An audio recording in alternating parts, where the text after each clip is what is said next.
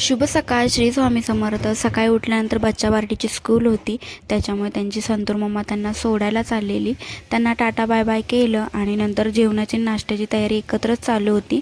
म्हणजे एकीकडे नाश्ता करत होते सगळेजण आणि एका साईडला जेवण चालू होतं. तर नाश्त्यामध्ये होते पोहे आणि जेवणाचं वांग्याचं भरीताचं बेत असल्यामुळे वांगी भाजून घ्यायचं चाललेलं दीदींचं गॅसवरती. जेवण वगैरे केलं. जेवण करून आम्ही थोडं बाहेर गेलेलो, पण तिथला व्हिडिओ मी घेऊ शकले नाही, म्हणून घरी आल्यावरतीच व्हिडिओ घेते. तर रात्रीचं जेवण पण लवकरच असतं 7-8च्या दरम्यान, त्याच्यामुळे 5-6च्या दरम्यान दीदी जेवणाची तयारी करू लागले. आणि आज जेवणाचा मेनू होता डाळ भट्टी.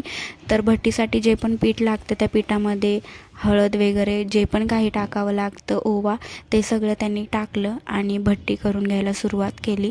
सर्वात पहिले भट्टी केली आणि शिजवून घेतली दीदींनी. आणि एका साईडला कुकरमध्ये डाळ शिजवून घेतली.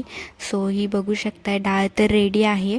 आणि भट्टी शिजवून घेतल्यानंतर ती आरावरती भाजायला लागते, पण इथं ते अवेलेबल नाही, आरावरती भाजता येत नाही.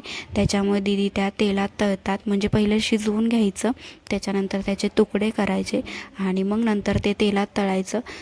तर मी ह्याच्या अगोदर भाजलेली भट्टी खाल्लेली होती आरावरती. फर्स्ट टाईमच मी तळलेली भट्टी खाणार होती, त्याच्यामुळे मला थोडी एक्साइटमेंट होती की कशी टेस्ट लागते, किंवा खूप वर्ष झालेली मी खाऊन, त्याच्यामुळे मला थोडी इच्छा झालेली मस्तपैकी कुस्करून खायची. आणि त्याच्यामुळे मग मी त्याचे मस्त तुकडे केले आणि दीदीच्या जाऊबाई मला जसं सांगत होत्या तसं केलं मी. त्यांनी सर्वात पहिले तर तुकडे करून थोड्या वेळ त्याच्यावरती डाळ वतून ठेवायला सांगितलेलं. आणि त्याच्यानंतर मग त्याच्यावरती मस्त डाळ टाकली, कांदा टाकला, थोडी कोथिंबीर टाकली आणि मी कधी न खाणारं तूप पण त्यांनी आज वाढलेलं होतं मला. का तर खाऊन बघा खूप छान लागतं असं म्हटल्या, त्याच्यामुळं मी तूप पण घेतलेलं आज आणि खूप मस्त टेस्ट झालेली. मला लास्ट टाईम कधी खाल्लं आहे आठवत पण नाही आहे. आणि आजच्यापुरतं एवढंच होतं, कारण का आम्ही कुठे बाहेर जाऊ शकलो नाही. इकडे पण खूप जास्त पाऊस आहे त्याच्यामुळे.